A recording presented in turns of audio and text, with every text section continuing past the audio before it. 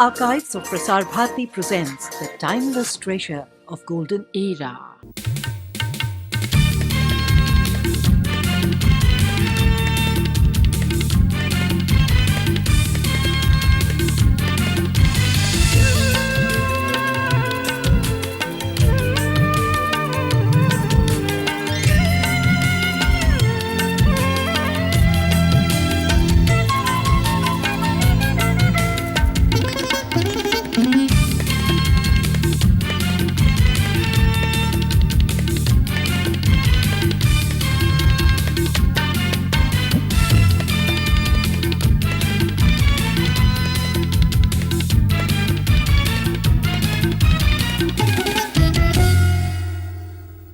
Hello and welcome to Living on the Edge.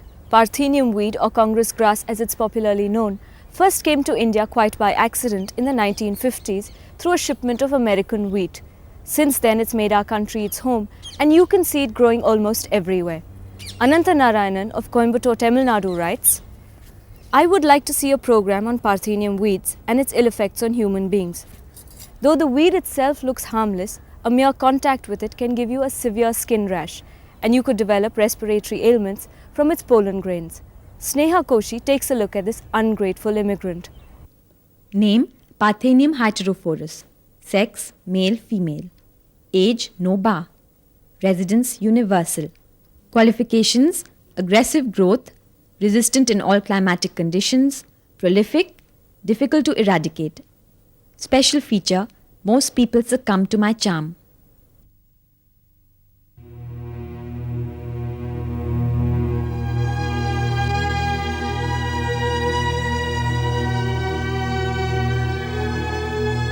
It's everywhere. Its soft white heads gently bobbing in the breeze often catch one's eye.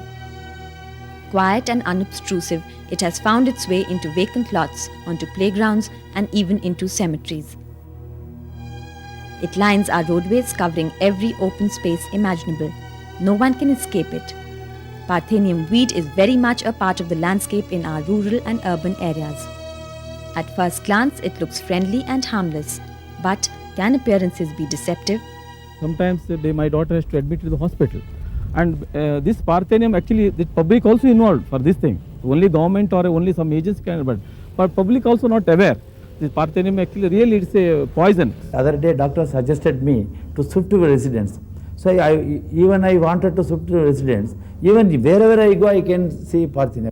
Whole of Tamil Nadu and especially even in Bangalore, I see Parthenium. When I come to hospital, I see Parthenium. Statistics reveal that in a city like Bangalore alone, over 7% of the population is affected by the weed. In Chandigarh, in a sample size of 207 people, about 60% had some sort of a reaction to Parthenium.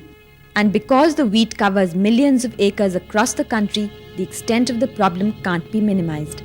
But just what is it in this plant that causes problems? It is a chemical called Parthenium, found in the pollen in the leaves and fine hair of the plant. The plant itself came in as a part of the contaminants in a shipment of wheat from the United States in the early 50s. The Parthenium weed, which was accidentally introduced in India, has triggered off severe skin and respiratory allergy, which has been fatal in some cases. It is the first instance where an imported sensitizer has caused allergy to thousands of people all over the country. Those affected develop eruptions on part of the body that come in direct contact with the plant. Usually it's the face, neck, chest and the arms. Sometimes wind-carried pollen causes an allergic reaction when it gets trapped inside the collars of shirts, affecting the shoulders and the chest. The rashes sometimes lead to swelling, thickening of skin, oozing and non-stop itching. I had abnormal itching. I am unable to sleep during night hours. And even after when go camp and return to office, I am unable to attend my office work also. This is in the forehead, small skin particles formed here, white, and also on the eyebrows, complete eyebrows. And look very nasty, look very ugly. And if I rub like this, so much it was falling, the skin particles. To test if Parthenium is indeed the cause of the allergy, it is applied on the back. If allergic, there will be a skin eruption after 72 hours. Similarly, a prick test is done for asthma. The skin reacts almost immediately if the weed and the patient don't get along.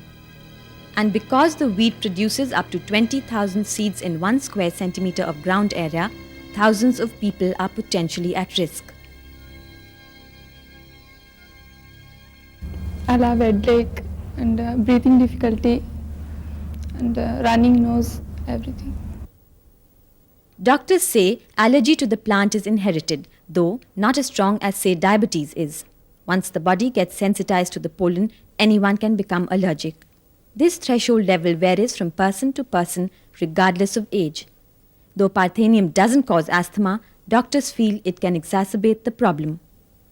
The pollution can affect Parthenium-related disease in 2 ways. One is because of rapid changes in climate that we are now seeing, and winds can disperse the pollen more widespread, and it can spread the spread the Parthenium plant to more areas also. The other thing is, with the pollution you have this inversion and containment of also of the air. So this can result in the pollen being in the air for a much prolonged period of time, and to that extent exposing patients to a greater extent. No, it is a very essential part of a public health program. We need to do a lot of research in this. What I find in all the Deccan Plateau, especially Bangalore and surrounding areas, even Pune and other cities, all along the railway track and highways, this weed is spreading. The corporation has issued an order to site owners to make sure that empty plots are cleared of Parthenium. But it is obvious that no action has been taken. When the weed is cleared, it is by hand, and the process is so slow that it grows back in double quick time. This was once a basketball court. Sheer neglect has turned it into wasteland. Finally, it has piled up in a big way, then we were not able to play here. Automatically, the Parthenium, which spreads very fast, that too during rainy season, it has grown up like anything. I don't see anybody responsible to try and take up a movement for cleaning of Parthenium or whatever it is. Every once in 2 years or whatever it is, the politicians come up with a racket, they burn up some Parthenium. But that's about it. What does the corporation do? Nothing. Who cares their corporation? You know India, what is India? Various methods have been tried to control Parthenium, but without success. When manually removed, workers develop allergies. Chemicals have arsenic components and damage groundwater and soil. Salt solutions were also tried, but to no avail. Parthenium, being an alien weed, usurped from its ecosystem, has no natural predators to keep it in check. A botanical approach of introducing Cassia flora to suppress the growth of Parthenium is being tried. Similarly, a beetle was imported from Mexico to feed on the Parthenium. The beetle was effective, but as it destroyed a small part of a sunflower crop, this brought the project to a standstill in most areas. The Indian Institute of Science is the last hope now. Scientists have discovered that people allergic to Parthenium are also sensitive to sunflowers. But sunflowers have none of the toxicity of Parthenium, nor is sunflower pollen wind-borne. The Institute of Science has also developed a vaccine from sunflower pollen. Having successfully tested it on animals, they are awaiting the results of a clinical trial. Normally, this vaccine is given in the form of an injection and repeated doses, but what we are attempting at is we would like to try a oral vaccine for Parthenium allergy using sunflower pollen antigen. Though much has been said about the all-pervading ill effects of Parthenium, you have to give the devil its due. Parthenium is often used as a binding agent instead of cement for roofing in low-cost housing projects. If pre-treated, it can be fermented with jaggery and used as animal fodder. Leaf extract from the weed is good poultry feed, and if pulped, Congress grass can be raw material for paper. The very fact that Parthenium is available to anyone who wants it should prompt industry and government to put it to commercial use. The question is, are there any takers?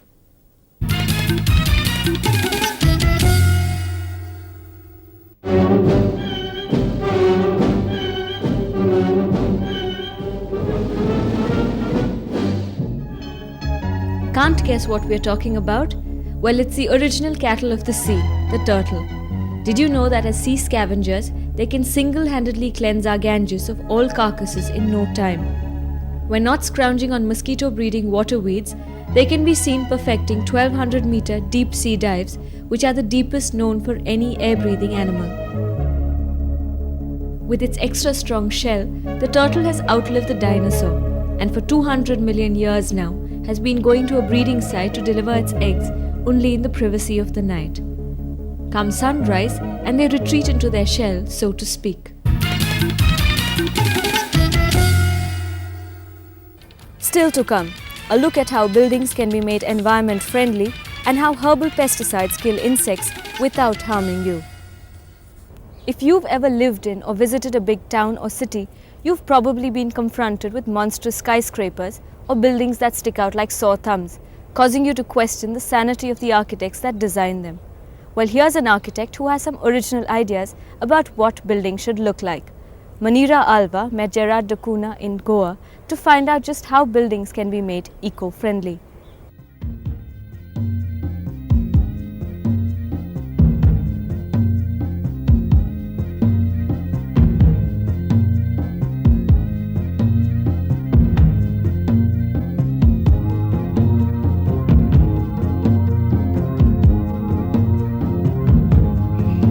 As urbanization gains momentum in our country, there is greater pressure to build larger and taller buildings, given the non-availability of land. Whichever way you look, you find yourself intimidated by humongous structures with little aesthetic appeal. So, when you meet Gerard da Cunha, an architect who prefers to design buildings that fit into their surroundings rather than dwarf them, it's a refreshing change.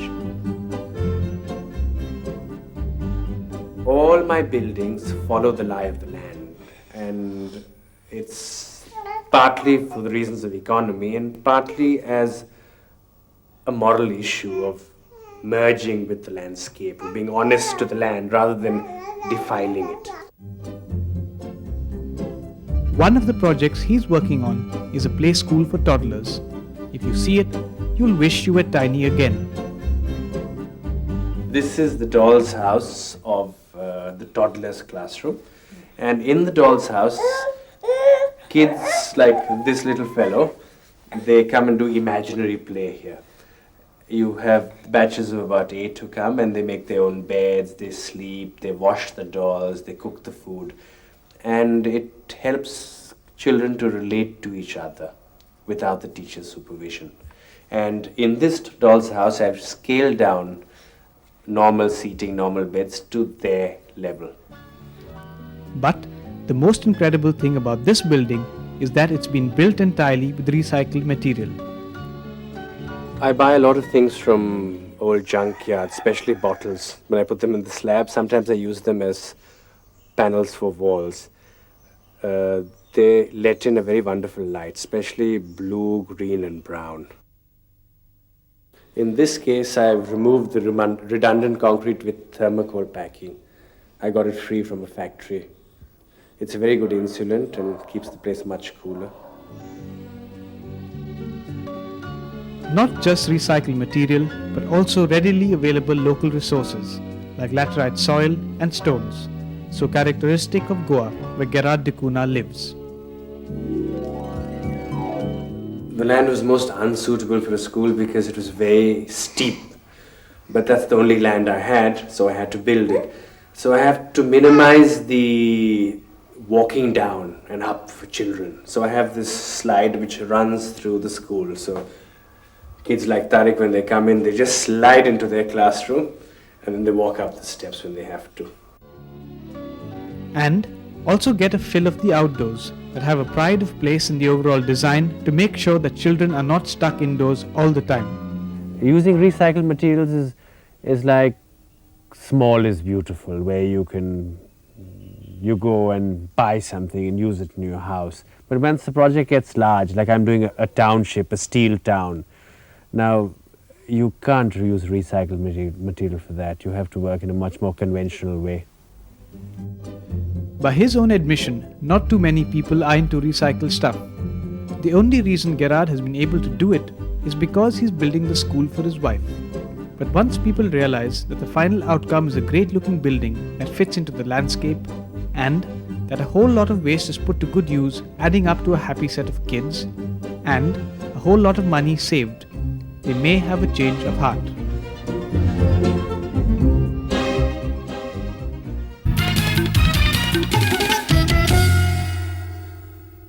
Anil Kalyani of Sholapur sent us a snippet of his own.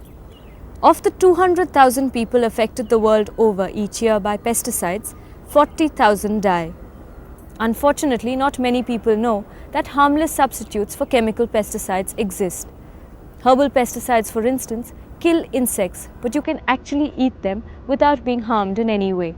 Sneha Koshi reports.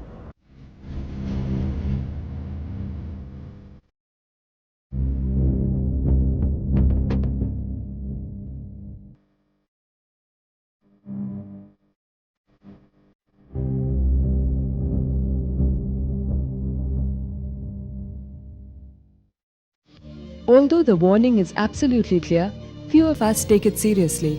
Besides, pesticides are readily available to anyone who wants them. In fact, many of those who commit suicide choose a pesticide as the easiest option. The question is, are chemical pesticides the only answer to termites, rats, cockroaches and insects? Our total production of food is around 190 million tons. So even if you say actually 5% with the plant protection, if you save, it is almost equal to actually the 10 million tons. So that is why we need to use pesticide. As it is, you hear so much about pesticides being sprayed on fruits and vegetables and the things we eat. I'm scared that in the house, the fumes are there, and by accident, if it's not wiped properly, the children may sometimes tend to lick their fingers. So I try my best not to keep it in my house. The danger from pesticides is very real. To save money, farmers use banned substances like DDT, alderin and benzene hydrochlorides. These chemicals later trickle into our homes and bodies because they are found as residue in our food. Pesticides used in our gardens may also affect us in more ways than we know. It was the death of a dear friend caused by pesticide poisoning that moved Dr. Shastri to come up with an alternative. They should have a product as a non-toxic, non-poisonous, safe, non-irritant to even the tender membranes of the nose, without any harm. Air purifier compound. It should be highly economical. To give the world a magical concoction, Dr. Shastri quit his lucrative job in 1946 and plunged into the study of herbs and ancient Ayurvedic texts, which took him from the Himalayas to the coastal tip of the country. He has botanized up to 5,000 herbs.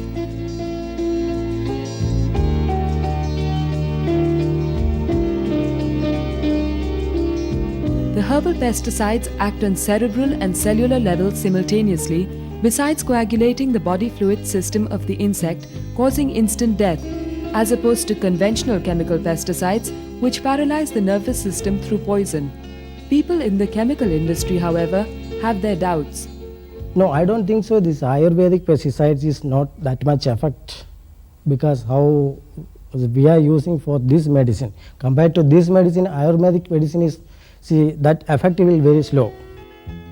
The average time of 32.13 seconds to exterminate cockroaches, as tested by a government-approved agency, SUPINT, cannot be considered slow.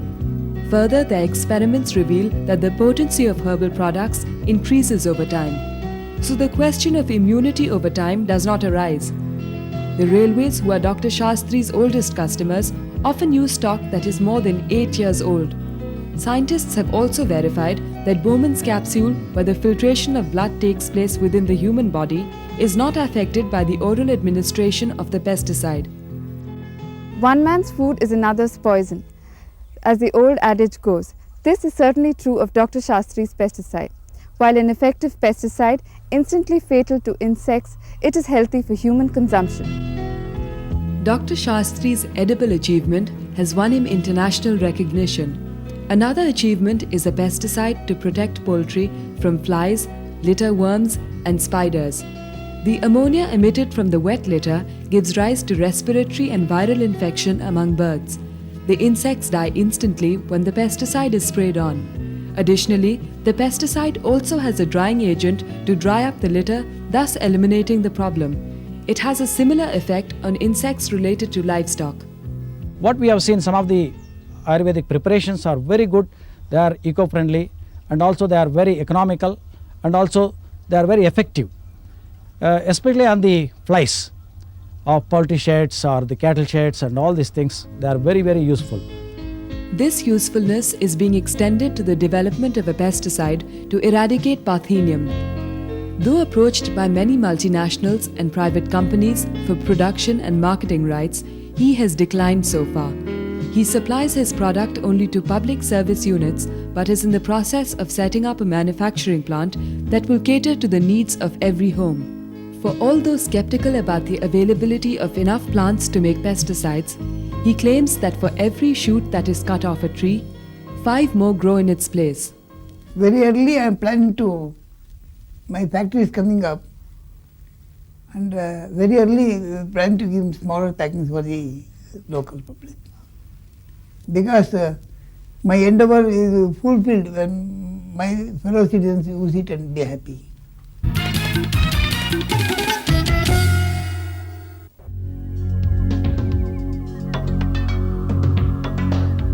Steel production in India requires almost twice as much energy than in industrialized countries, a reflection of our primitive production techniques and inefficiencies.